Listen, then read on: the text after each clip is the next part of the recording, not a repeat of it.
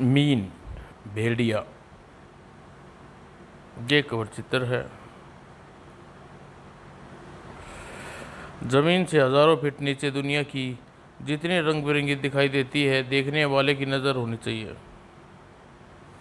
तरह तरह की मछलियाँ और पौधे, जिनमें से कुछ तो बहुत ही अजीब होते हैं, जैसे यह जेलीफिश का नाम युद्ध की प्रातिगिल सैनिक, युद्ध का पुरातन सैनिक। और ये कंपास जेलीफिश, न जाने क्या क्या खजाना भरा हुआ है। अरे ये देखो, दो सीपियाँ आपस में लड़ रही हैं। यहाँ भी लड़ाई पीछा नहीं छोड़ती, और इसे कौन नहीं जानता। मजबूत 8 भुजाएं वाला पानी का बादशाह, जिसे पकड़ में कोई नहीं छोड़ सकता। और मछलियाँ की तो न जाने कितनी जातियाँ रहती हैं यहाँ, रंग बिरंगी, स्वभाव में शांत सरल। देखो देखो, राजा केकड़ा भागता जा रहा है, कुछ खतरनाक, जैसे यूरोपियन कैटफिश। ये पतली लंबी मुंह वाली एलिडर गाल मछली, क्या बात है, इसका पेट भी लंबा और मुंह भी। और कुछ बहुत खतरनाक, जैसे ये नीली शार्क। ज़मीन पर उड़ने वाली चिड़िया तो बहुत होती हैं, लेकिन ये पानी में उड़ रही हैं, लेकिन ये मछली ही हैं। अरे ये क्या निकला, ज़मीन की छाती फाड़कर तेज़ी से सतह की ओर बढ़ रहा है, बिना भयानक सी दिखने वाली आकृति। वह नहीं चाहता रास्ते में शार्क क्यों न आए, कोई नहीं रोक सकता उसे, शार्क भी नहीं। और वह ऊपर ज़मीन पर जंगल में कहीं शांति होती है, कहीं अशांति। और नदी पर शांति अशांति साथ पानी पीती हैं। यदि नदी पर कोई खुंखार जानवर आ जाए तो अशांति हो जाती है, और जब वह खुंखार जानवर चला जाता है तो शांति हो जाती है। जैसे ये 3 रीछ नदी पर अपना भोजन पकड़ रहे थे, तभी अचानक पानी के अंदर से उबलने वाला शैतान उठने वाला शैतान ऊपर आ गया, पानी की सतह पर, और आ बैठा नदी की अटल लहरों पर। हड़बड़ा कर तीनों रीछ उस मंजर को देखा, भूल गए अपना खाना पीना, और नदी के शांत वातावरण में रीछों की चीख पुकार गूंज उठा। देखते देखते नदी में बहता सफ़ेद पानी लाल दिखाई देने लगा, क्योंकि उन तीनों रीछों में से एक रीछ पानी की सतह पर औंधा पड़ा था। वैसे ही रीछ बहुत कम ही डरते हैं, लेकिन यहाँ तो कोई और बात थी। दोनों रीछ किनारे की तरफ लपके, लेकिन एक रीछ भागने में सफल हो गया, किंतु यह भागा जूझ रहा था मौत से, और चंद ही सेकंडों का मेहमान उसकी ज़िंदगी जल्दी ही मौत की आगोश में सो गई। ठीक है, जब बचाने वाला ही अपने हाथ खींच ले तो चाहे कोई कहीं भी जा रहा हो क्यों न छुप जाए, मौत उसका पीछा कर ही लेती है। और मौत का वारंट निकलने के बाद शायद कोई ही बच पाता है। ठीक इसी तरह तीसरे रीछ पर फिर तो मौत का कैदी कितना ही क्यों न झटपटा ले, बचना मुश्किल होता है। चट्टान के नीचे फैला खून ऐसा ही लग रहा था माना किसी पेड़ के फूलने में फलने के लिए पानी डाला गया हो। कौन है ये, क्या मिलेगा इसे, इस तरह इन जानवरों की भयानक हत्या करके।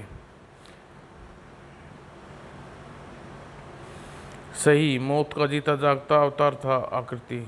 हांस मीन ने तुम्हारे हत्यारे को मार डाला मेरी प्यारी।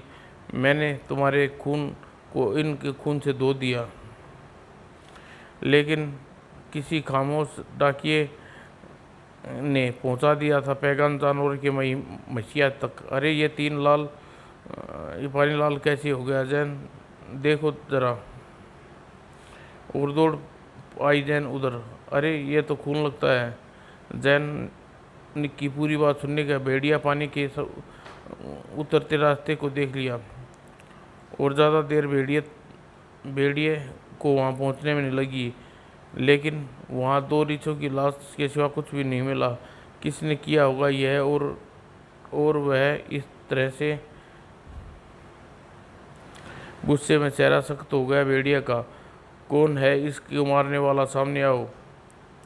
तभी जैन दौड़ती हुई वहाँ पहुँची। दोनों काफ़ी खोज की। चट्टान के पास रीछ की लाश मिल गई, लेकिन मौत की नींद सुलाने वाला न मिला। किसने मारा होगा भेड़िया इनको इस तरह?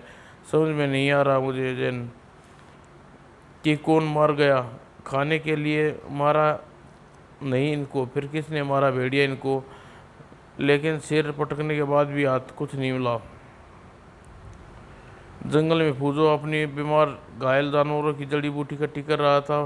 पास ही लगी एक बूटी को तोड़ने के लिए जैसे ही फूजो ने हाथ बढ़ाया, धरती का सीना फाड़कर बाहर निकला। वह तरिंदा और आ गया मौत का तांडव के लिए, और झपट पड़ा पास ही चरते जंगली भैंसे पर। फूजो को देखते देखते मार डाला उन तीन भैंसों को।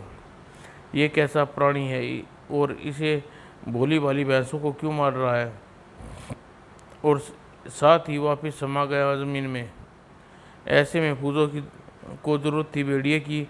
घर पहुँचते ही ये भेड़िए को एक संदेश भिजवा दिया फूजो ने भेड़िए के पास।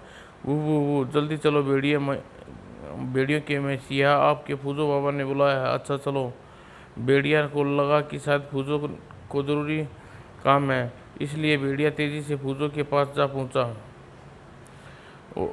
आओ भेड़िया, मुझे उम्मीद थी कि तुम जल्दी ही आओगे। हाँ फूजो बाबा बोलो, क्या बात है? मुझे फूजो तो जैसे बेचैनी से भेड़िए को मिलने के लिए, इसलिए कि एक सांस में बता दी सारी घटना।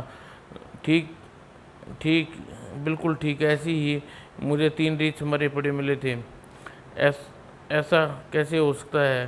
प्राणी और उसे क्या दुश्मनी हो सकती है भोले भाले जानवरों से? पता नहीं भेड़िया कौन है वह, उसे खोजो नहीं तो इस सारे जानवरों को मार देगा। हाँ पूछो बाबा, मैं पहले उसे वाले स्थान पर खोज करूँगा। और भेड़िए की आंखों में अंगारे चल पड़ा बेरहम दरिंदे को खोजने। और शाम के सूरज ढलने के साथ ही अपना काम आसमान आसमान पर रखती रात का अंधेरा हो रहा था। एक भेड़िया परिवार भोजन का आनंद ले रहा था। तभी मौत का पुजारी वहां पहुंचा। अच्छा खाते पीते परिवार को शांति भंग कर दी मीन ने, और बेरहमी से मार रहा था मीन उन भेड़ियों को। रात के सन्नाटे में हल्की सी आवाज़ भी दूर सुनाई देती थी, जिसकी चीख पहुंच गई भेड़िए के तक, जो अपने महल की छत पर बेचैन खड़ा था। भेड़िए ने चीखने की आवाज़ सुनकर भेड़िया बिना किसी चीज़ की परवाह किए बिना छत से कूद पड़ा और पेड़ों की डालों पर झूलता हुआ वहां पहुंचा घटना स्थल पर। ओह, तो ये है वो दरिंदा, आज इसे नहीं छोड़ूंगा। भेड़िया को देखकर उस पर झपट पड़ा। मीन का हमला करने का तरीका समझने के बाद भेड़िया भी समझ गया कि अगर इससे सिर की टक्कर से नहीं बचा तो शायद अपनी जान से हाथ धोना पड़ेगा। उधर जैन उस भेड़िया को किले से नहीं पाया तो वह भी मसाल लेकर शोर की तरफ लपकी।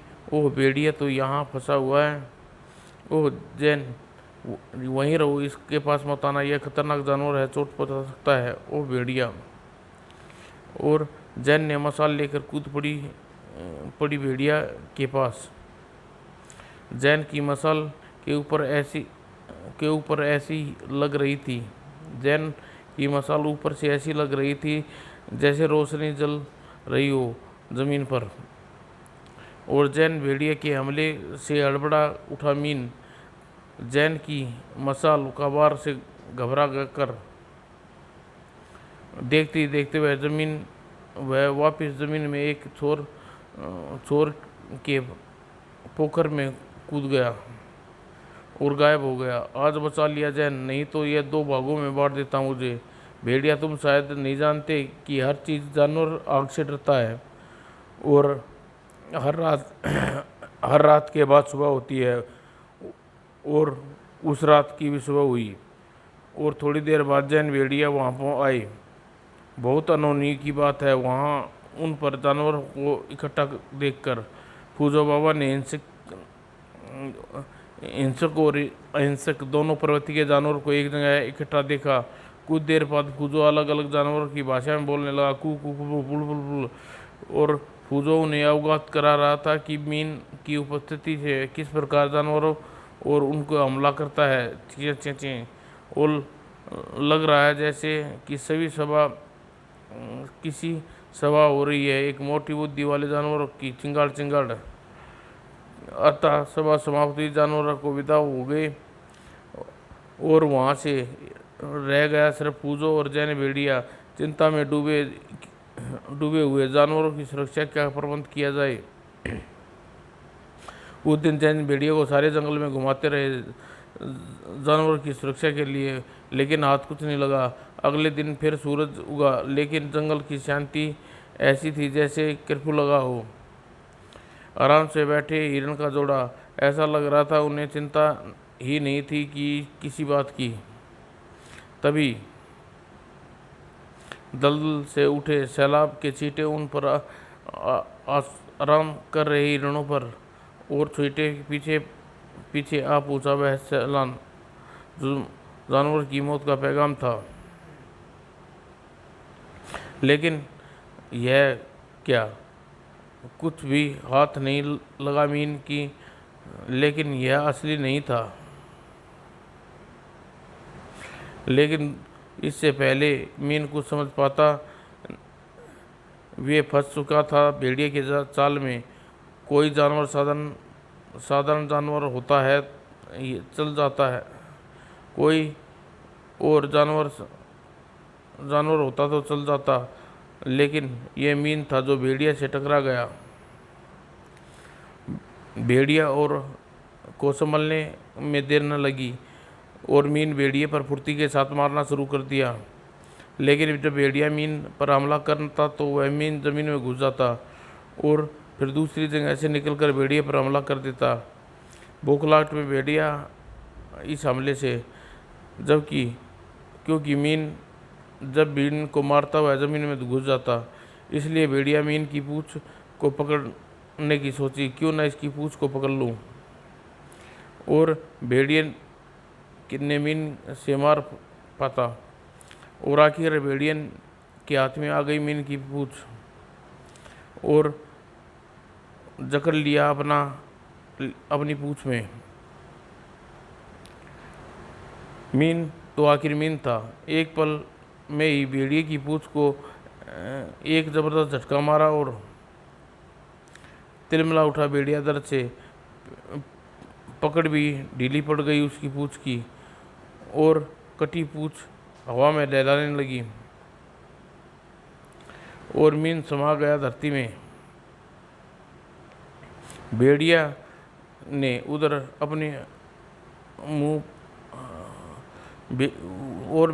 अपनी पूंछ जकड़ कर बैठा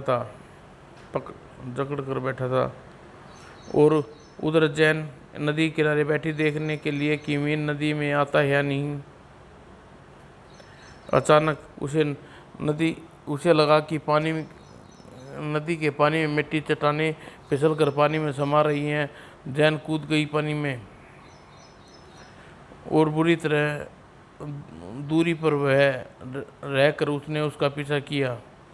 अचानक कुछ देखकर रुक गई जैन, उसे वहीं वापस ऊपर अपने किनारे की ओर, और किनारे पहुंचकर जैन करने लगी इंतजार भेड़िए का।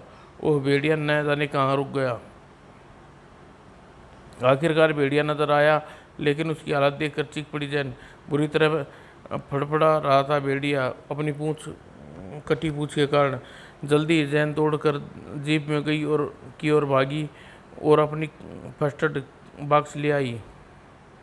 कुछ देर बाद पूंछ का उपचार किया और अनवास पूंछ के हिस्से को अलग करना पड़ा जैन को, और फिर जैन ने देखा था भेड़िए को बता दिया। यानी मेरा अंदाज़ा सही था, वो बंदी नदी से ही आता है। भेड़िए ने तुम्हें उस जगह ले चलती हूँ। तभी अपनी जीप से एक और ऑक्सीजन मास्क सिलेंडर निकाला, जिसे भेड़िए पर लगाया और कूद पड़ी पानी में। कुछ देर में दोनों दोनों वहाँ थे जहाँ मीन चट्टान का रूप में दरवाज़ा था। भेड़िया को थोड़ा आगे बढ़ा और फिर चौंक उठा। लेकिन भेड़िया, मुझे बेवकूफ़ समझते हो?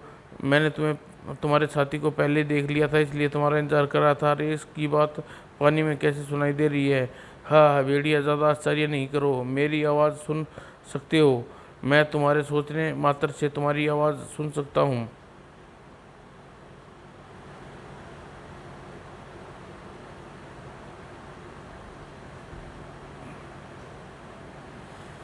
सुन सकता हूँ। और अब तुम बचने की तैयारी करो, क्यों क्योंकि पानी में मेरी ताकत 10 गुना नहीं हो जाती है। और अब तुम मेरी ताकत का नमूना देखो। अपने 2 गुनी चट्टान को खिलौने की तरह उठा लिया मीन ने और उछाल दिया भेड़िया की ओर। चट्टान से बचते बचते भेड़िया उलझन में फंस गया। भेड़िया और जैन को भेड़िए के इशारे से हटा दिया, जिससे ज़रूरत पड़ने पर काम आ सके। हाँ हाँ भेड़िया, तुम्हारा आखिरी वक्त आ गया है। मेरी टक्कर से तुम्हारे लिए काफ़ी होगी। और बौखला उठा भेड़िया उस आते मीन को देखकर। और उस समय भेड़िया की पूंछ घायल और कुछ कर भी नहीं सकता था। लहू से लाल होते रहा पानी। और एक आग झटके ने भेड़िया को अलग कर दिया उन झाड़ियों से। और भेड़िया के हट जाने के कारण सीधा कठोर चट्टान से टकराया। और जब मीन चट्टान से अलग हुआ तो क्रोध से पागल हो गया, अपना सबसे खतरनाक हथियार खोकर। उस हमले को देखकर लग रहा था जैसे वह भेड़िया को शायद अब नहीं बचेगा। मैं तुझे छोड़ूंगा नहीं, मैं तुझे भेड़िया अब नहीं छोड़ूंगा। बहुत खतरनाक तरीके से हमला किया मीन ने। चारों ओर चट्टान थी और निकलने की एक जगह हाथ की भी नहीं थी। और इधर भेड़िया खड़ा खड़ा न जाने क्या सोच रहा था। और ज़बरदस्त टक्कर थी मीन की। टक्कर के कारण बहुत सी धूल उठी और सब कुछ अस्पष्ट हो गया। कुछ देर मिट्टी के कण पानी में बैठने लगे। भेड़िया की तो हड्डियाँ मिलनी बाकी रह गई थी। और पानी जब साफ हो गया, मीन तो उस चट्टान की टक्कर से वहीं अपनी लाल लाल जीवन लीला अपने साथ समाप्त कर ली थी। मीन तो उस चट्टान की टकरा कर वहीं अपनी जीवन लीला अपने हाथों समाप्त कर ली थी और भेड़िए की तरफ निकल चुका था। गुस्से में आदमी पागल हो जाता है और अपना आपा खो बैठता है।